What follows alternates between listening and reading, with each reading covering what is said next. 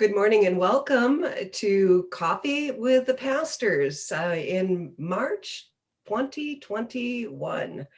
So I invite you to grab your favorite mug and your favorite beverage and join us here as we have an opportunity to hear a little bit more in conversation about what's going on with the church. But I have to say that today feels like a really bittersweet moment. I've just been reminiscing, particularly about the third Tuesday of March in 2020. And that day is kind of vivid in my mind. Nancy Rockman had a great PowerPoint that she was going to do for Fellowship Coffee. And we had our last staff meeting in person together. But instead of sitting tightly around the library lounge table, we were in the fellowship hall all spread out at these different tables talking about, working from home and what that might look like for the next few weeks, right? Yeah, I think back to that a year ago and just that the huge amount of fear, honestly, I think, not only of the virus and what it was going to mean for our social lives and our children in school and all that, but I remember as a church, like feeling, what are we going to do if we can't have in-person worship? Are we going to be open? Are we going to be able to pay the bills and just a remarkable amount of fear and just uncertainty heading into it, and then kind of going along and just realizing, okay, no, we need to trust in the power the power that God has to bring us through and just living into that. But yeah, what a strange time to think back on. Yeah, on the weekend Amy and I had been at a wedding up in Minnesota, and there were people from all over the country who had flown in, and we were just that day talking, and a couple of pastor friends that were at the wedding, we were talking about what are you going to do, but then coming home and having 2 weeks of just kind of worry that we probably got something, because people literally came in from everywhere around the country, and fortunately we didn't, but it was scary. When I think back, like we were like wiping down mail when it was coming. I mean, those early days, we were more worried about contact than we were about what was in the air. We were wiping down mail. I know Maggie in our house was like, she'd get out the wipes with everything that came in, and she didn't want to see anything come in, food that had gotten in carry out. We were wiping everything down, and just what we've learned since then and what we've grown into in terms of how to function at this time. It's been amazing.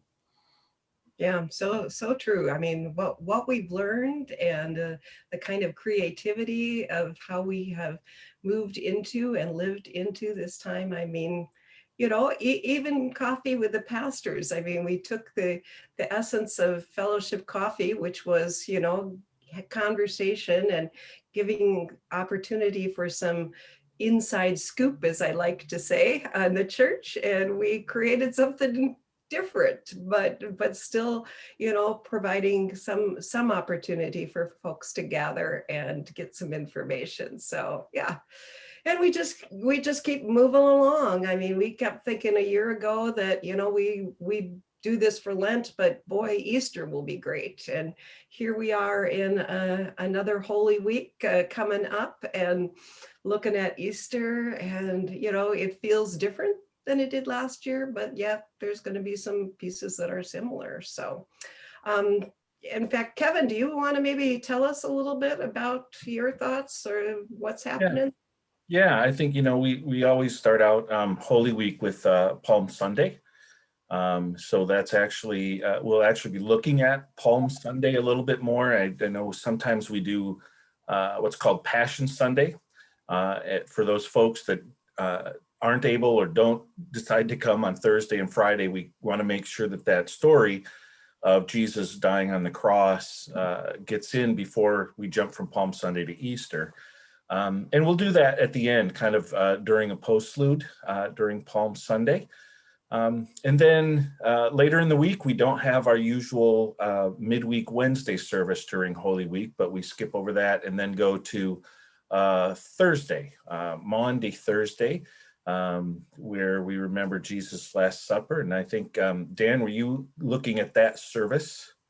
Yeah, yeah. So Monday, Thursday, since it's going to be a streamed service only, we are looking at some components that are traditional Monday, Thursday pieces, ways of talking about the command to love that we often read that night, and thinking about Holy Communion and the remembrance of the Lord's Supper being a big part of that night. So figuring out some ways to help people do that in hands-on ways at home. And so that service is really going to be designed and focused on that, creating a unique experience for people to be able to do some of those practices in their home settings, because that's in a lot of ways what the Monday, Thursday service is about. It's about the actions that God calls us to as God's beloved people, to love our neighbor and to participate in the promises of God given to us in the sacraments.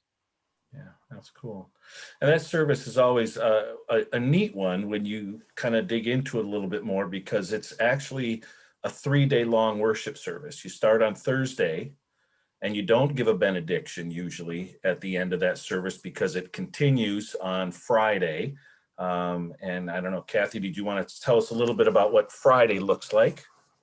Sure. Matt has put together actually the Good Friday service based on the night compline or evening prayer service that we have in our hymnal. And he got some of our choir members to come and do some chanting pieces. And so it will be a combination of Good Friday, but also an opportunity to experience a service that's in our hymnal that we really haven't ever done before at Trinity, to my knowledge. So we'll have kind of those two components, and I'll be putting together some reflective piece, so obviously based on the crucifixion of Jesus, but sometimes I think the power comes in the music and the reflection, and just what it, as we go deeper in our thoughts of what did really happen and what did Jesus really do for us on that particular day. So Can we just that say will be too, the like, Good Friday service. just like what a gift Matt's abilities around doing video, particularly in the music realm, have been during this time. I mean, who knew how important that was going to be when he started? But the ability to bring still so many people's gifts into worship when they can't come and do it, that's just been an amazing thing. I just thought of that as you were talking about the music that'll be a part of that service. Yep.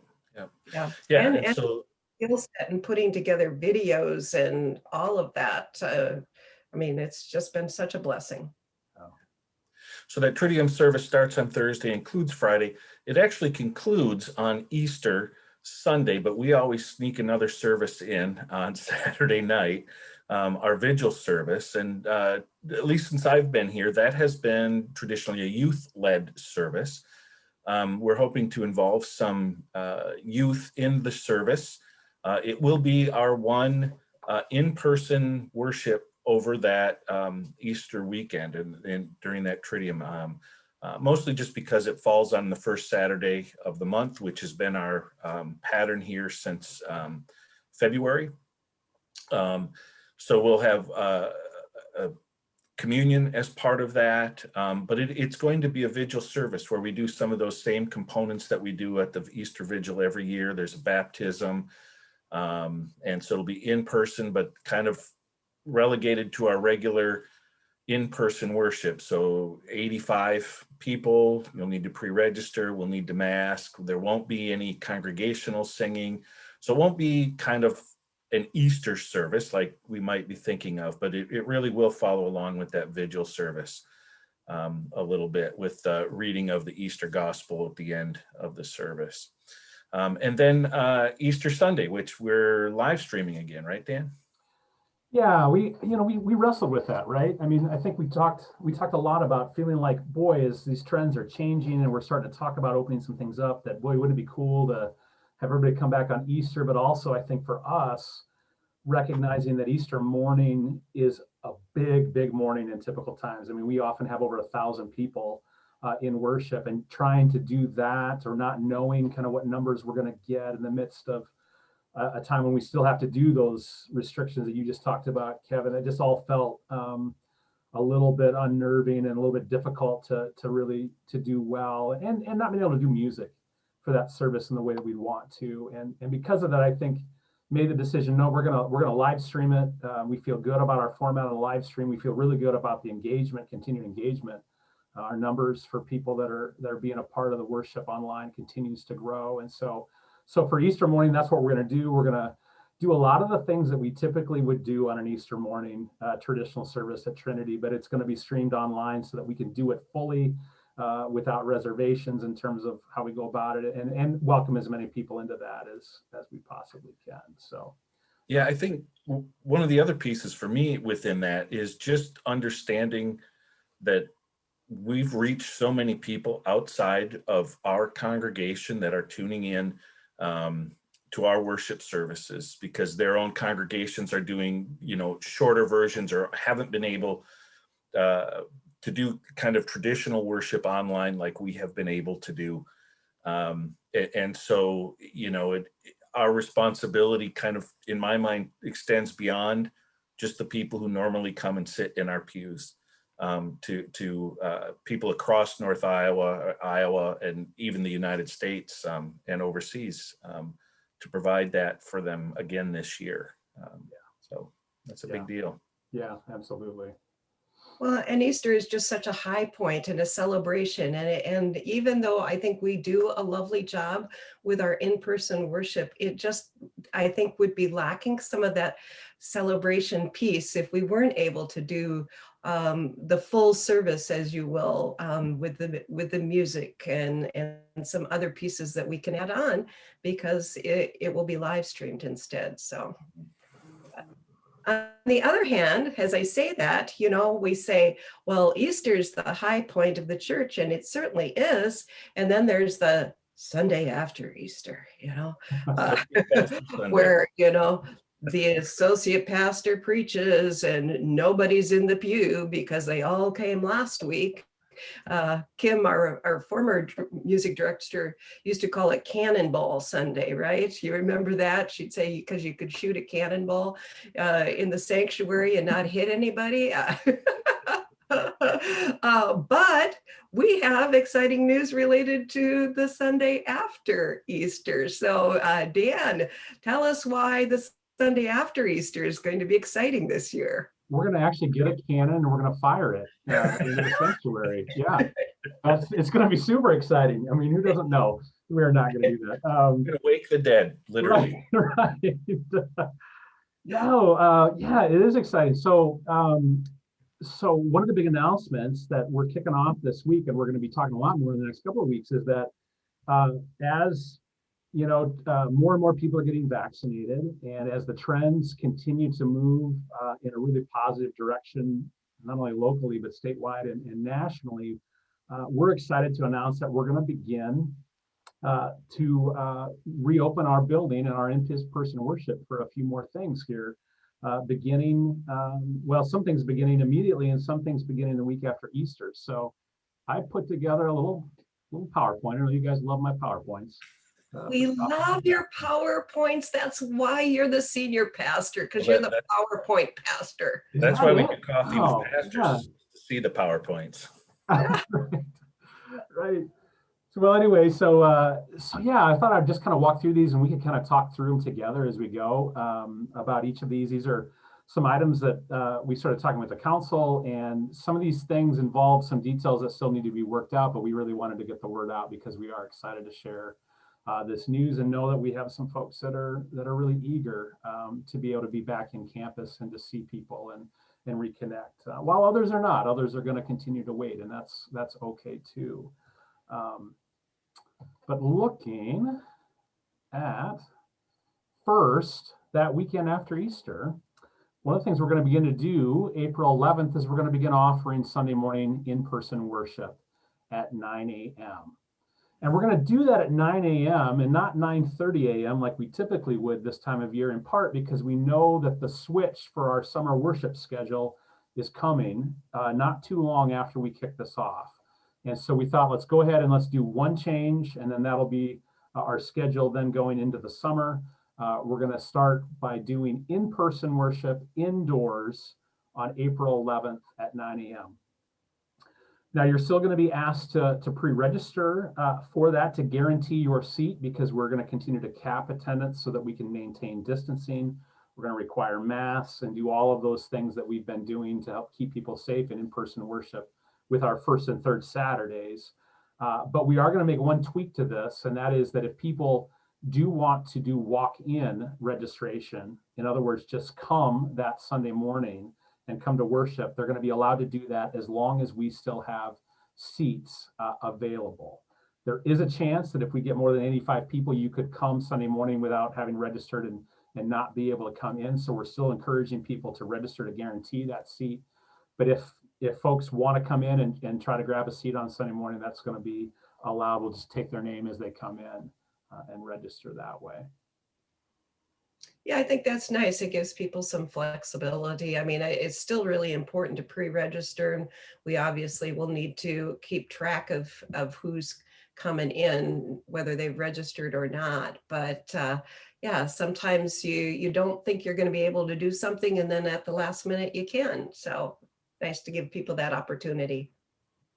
Yeah, I think on our Saturday night in-persons, we usually have 3 or 4 that register, but then aren't able to make it kind of at the last minute. So there's, been some spaces available. Yeah, we haven't been really reaching anywhere near our max, right, so far. And we know this may change in the months ahead, but we've only been at about 50 to 60% of our limited capacity here so far. So we want to, help people be able to be a part of worship if they're ready to do that on Sunday mornings.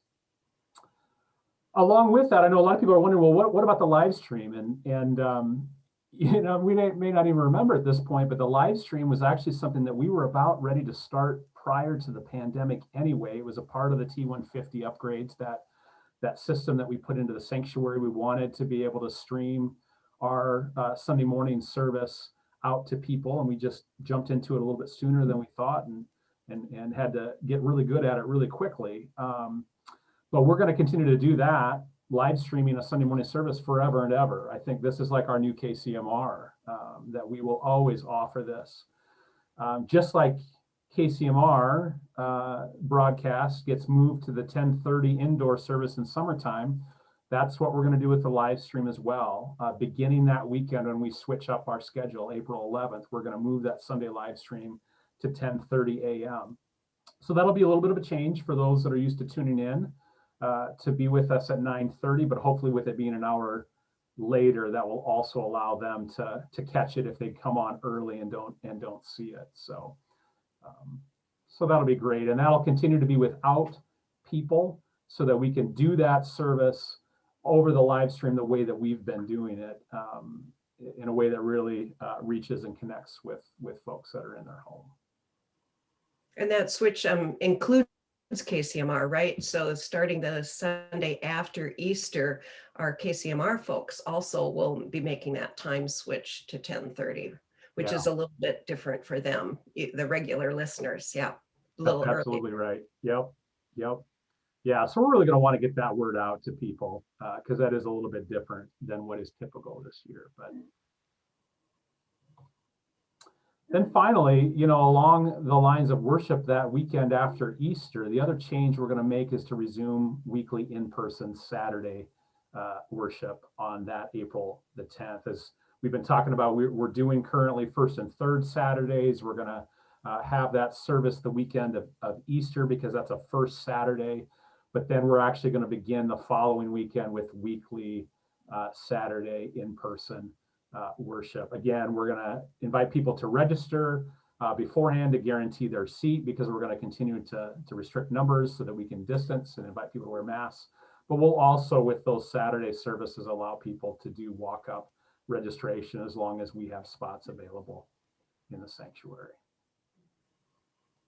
I think that's nice too, because that, the first and third has been a nice offer, and it's been a good first step for us to figure out how to do in-person worship. But there's some of those folks that are just regular Saturday night folks that are going to be so excited to get back into that rhythm of every Saturday at 5 o'clock, I go to church. And so, and that will start to feel normal again. And I think that's a breath of fresh air for everybody.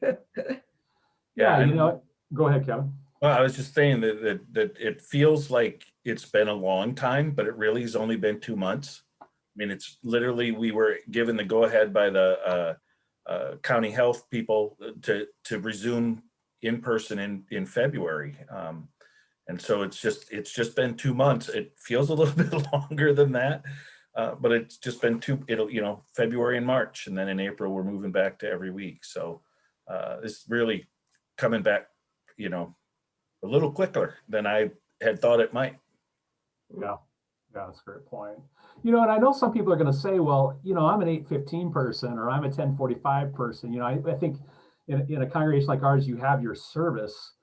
It's almost like your congregation. Some people may say, well, why aren't we going back to 4 services so that everybody can have their service? And I think there's a couple of reasons for that. I think one, we know that not everyone's ready to come back just because we're offering it. And we know that our in-person numbers are not going to be what they were pre-pandemic, maybe for quite a while yet.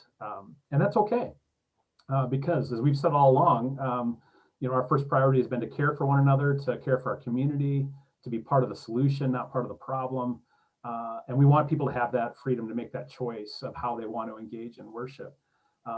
But I think, the other part of that is knowing that there's a feel of being in the sanctuary with other people that's really helpful. And if we're doing a service and we have 5 people showing up, that may not actually be what people are looking for, and what's going to really feed us that sense of community. So I think we have to be patient with that and kind of take our steps in coming back and kind of see where we're at as a community.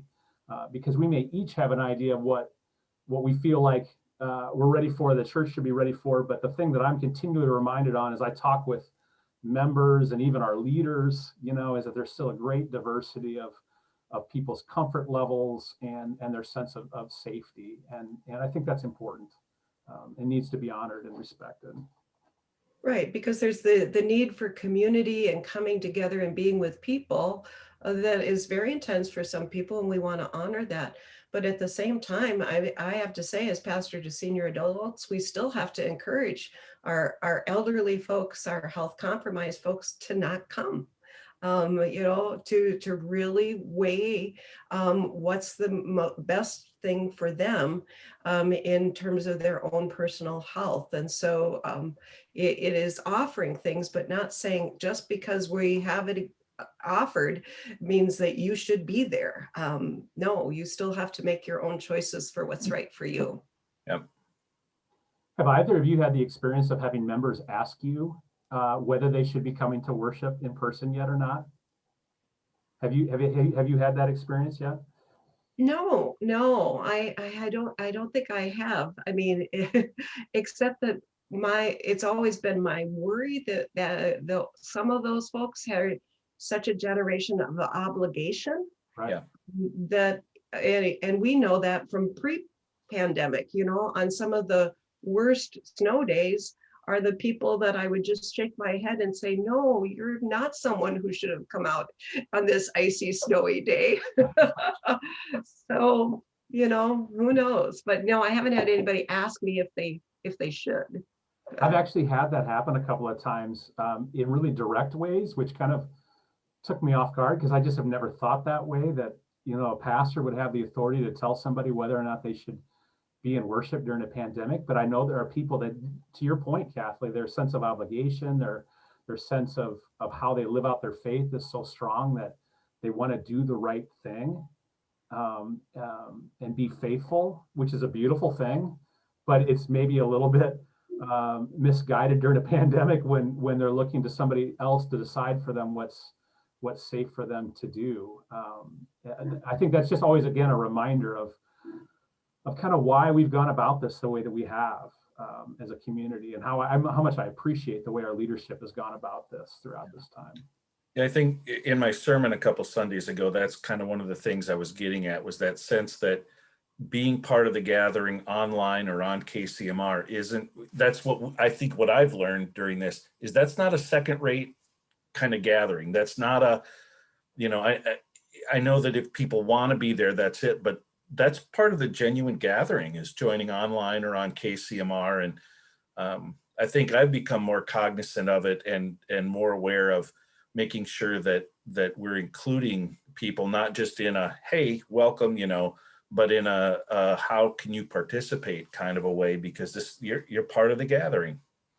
Yeah, I really appreciated that message that you gave a couple of weeks ago, Kevin, on that. This idea that we are, as church, we're always about creating community. That's our top calling, is to create community around God and in God's world, among God's people. But that there's more than one way, right? Mm-hmm. to be a part of community. I think that's, beautiful point. And I think we've made that adjustment even in some of our language. We no longer talk about it as virtual, right? Because virtual kind of indicates that it's not quite there, but no, we are an online community.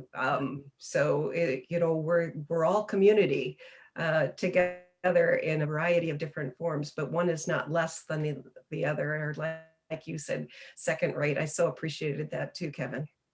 Because for years, I think my radio folks have kind of said, if only I could be in right. worship, and that somehow they are lesser because they're not there. Well, no, you are a equal part of us always. Yeah.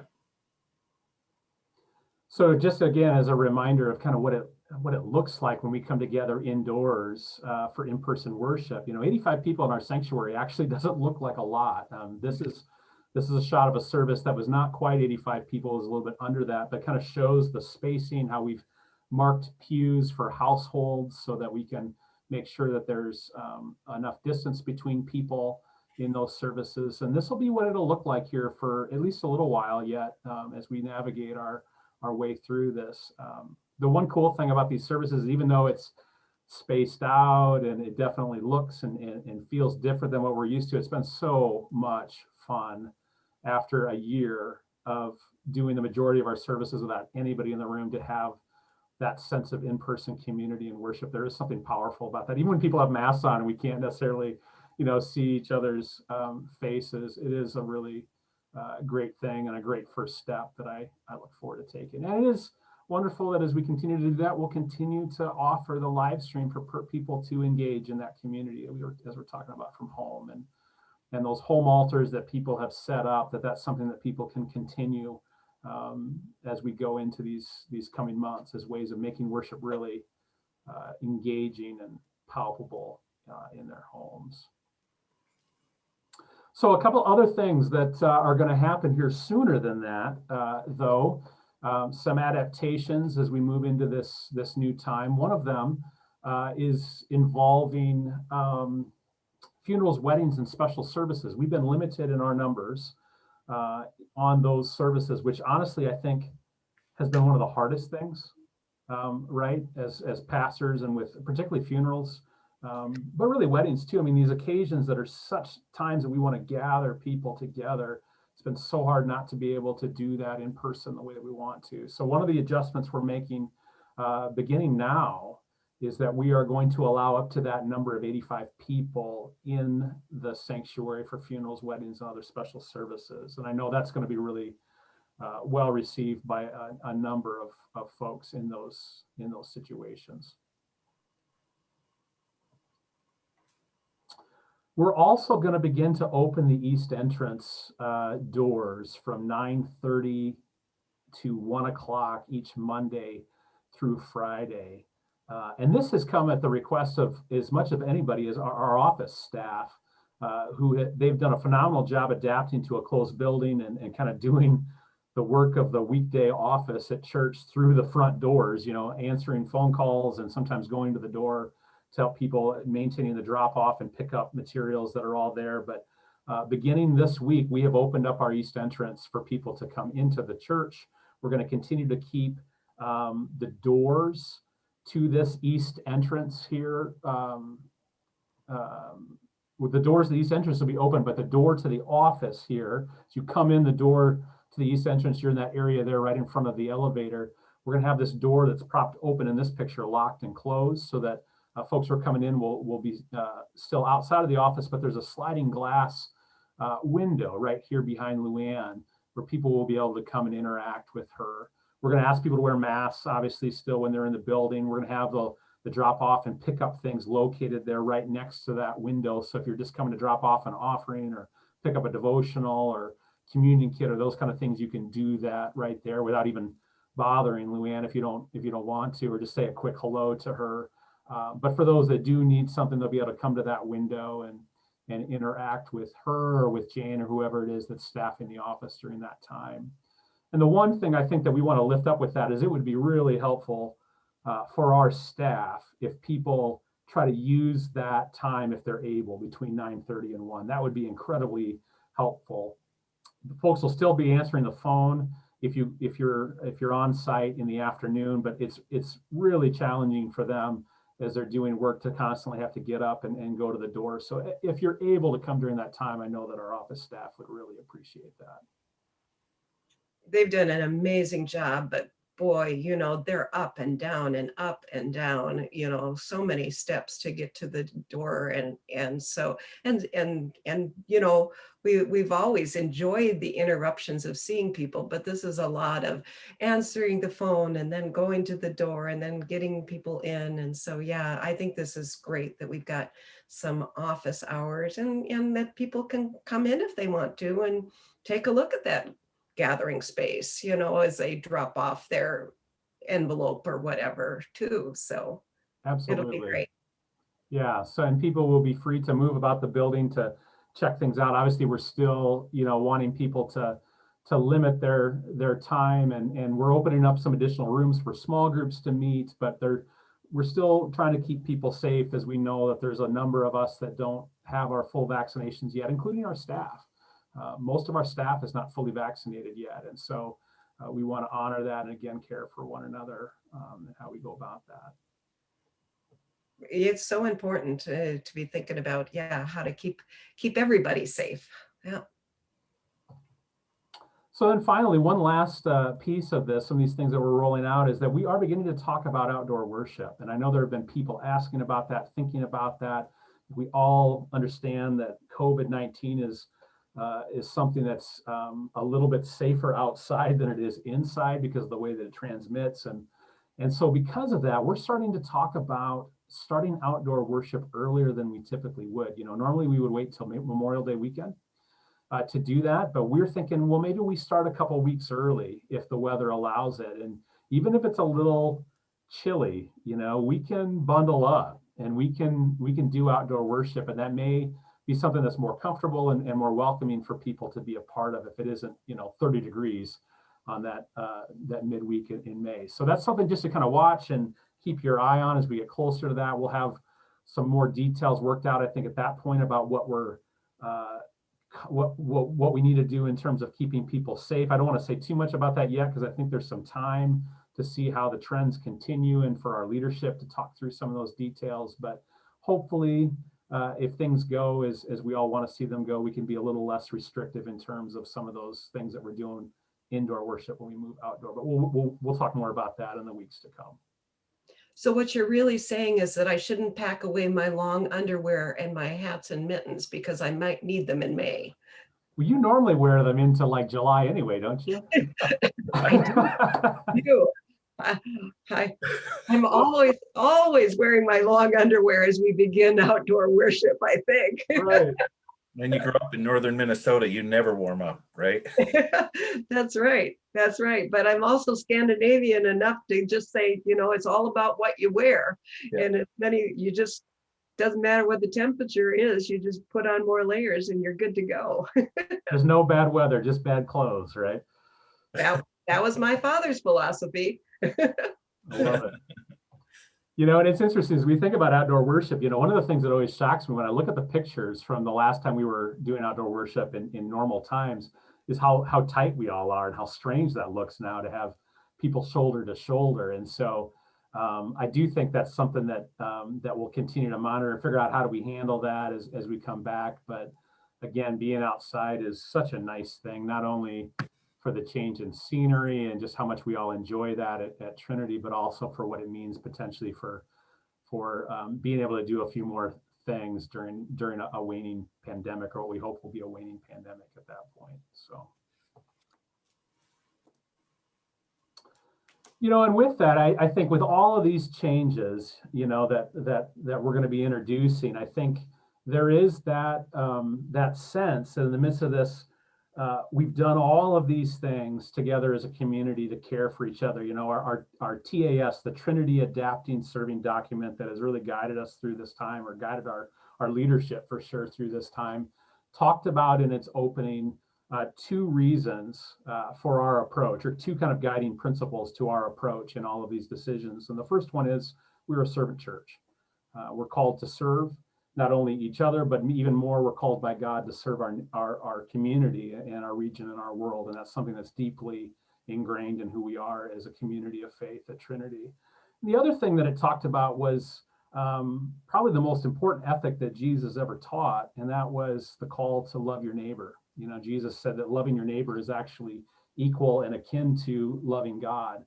And that has been really a guiding ethic for us. You know, as I said a little while ago, I think we've sought to be part of the solution and not part of the problem throughout this as we move through. And I think that is going to continue to guide us in these next steps of figuring out now where we're at. How do we be faithful to those callings? And in the midst of that, I think about now what's different. Well, we have vaccines that are rolling out.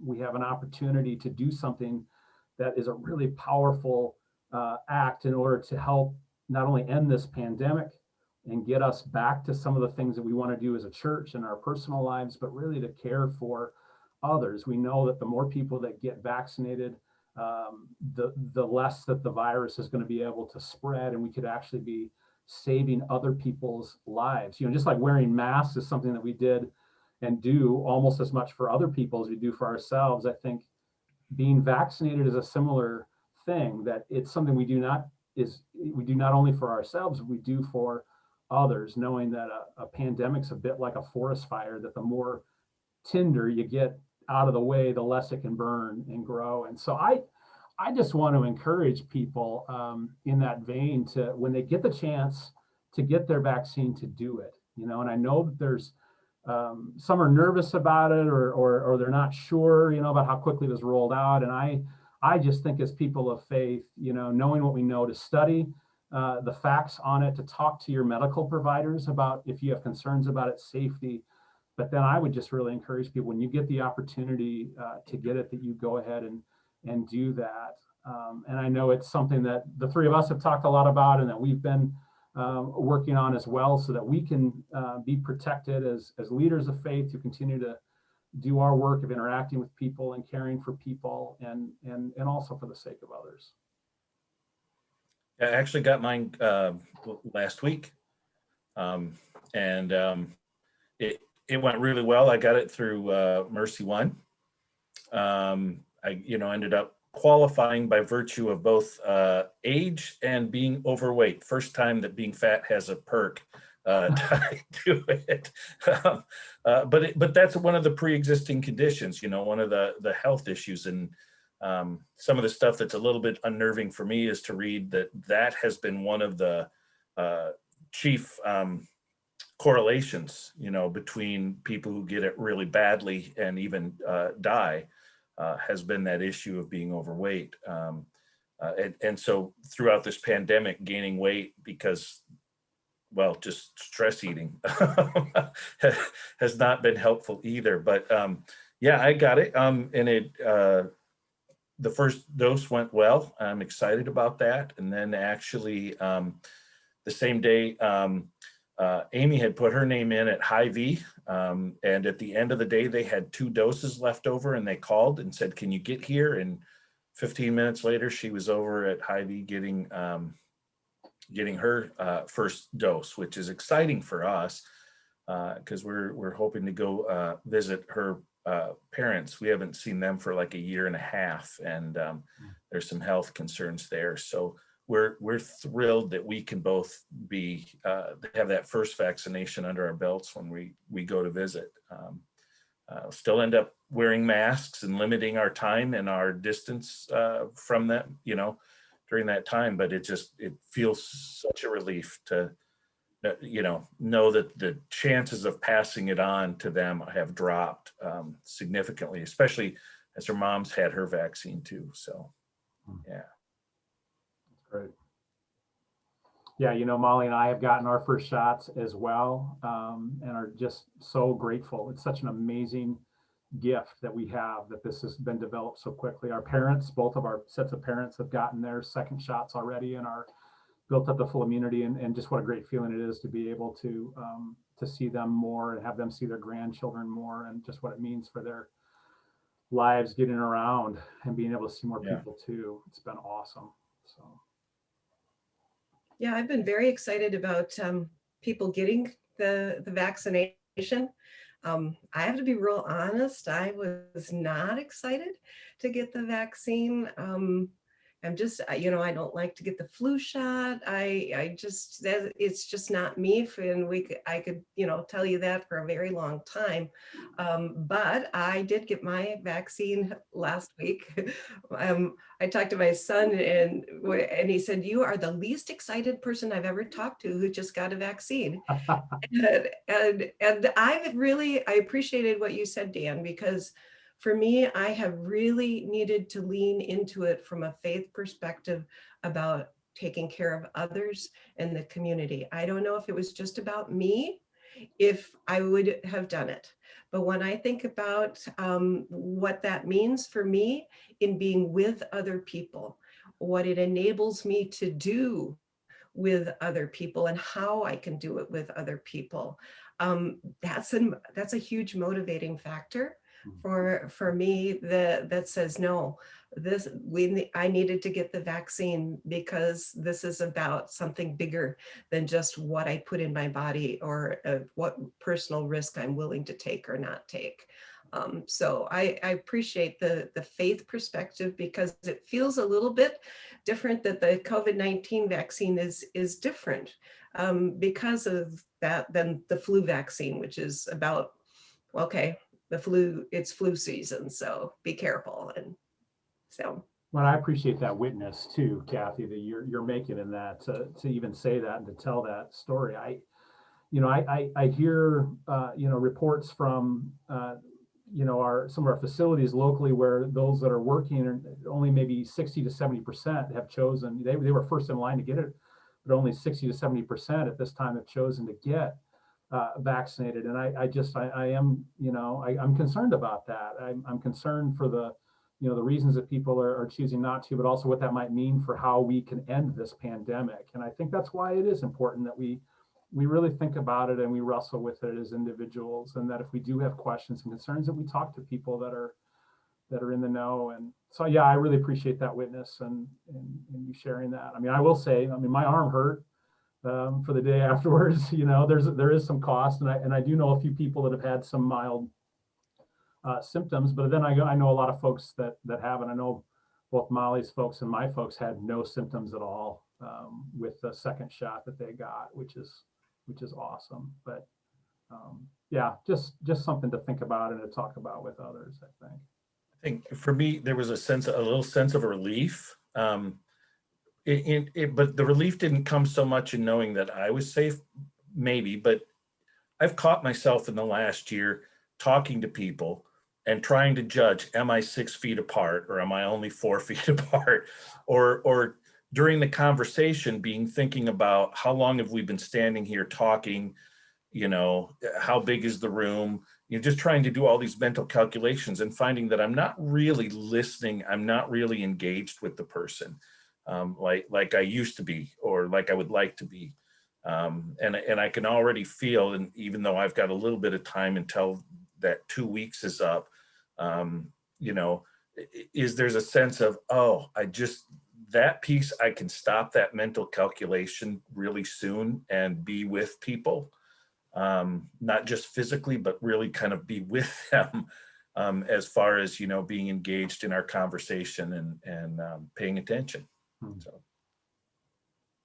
And I would just add, if we've got some folks that are wanting the vaccine, but are having trouble navigating an appointment or are needing transportation, I have had some conversations with some of our folks who are saying, I sure would be willing to help get some of our homebound folks to someplace to get their vaccine, or if they're having trouble navigating a website and that kind of thing. So if that's the case, please give a call to the church office, and whoever answers the phone can pass that on to me, and I can help assist you with some volunteers who are ready and willing to help with that.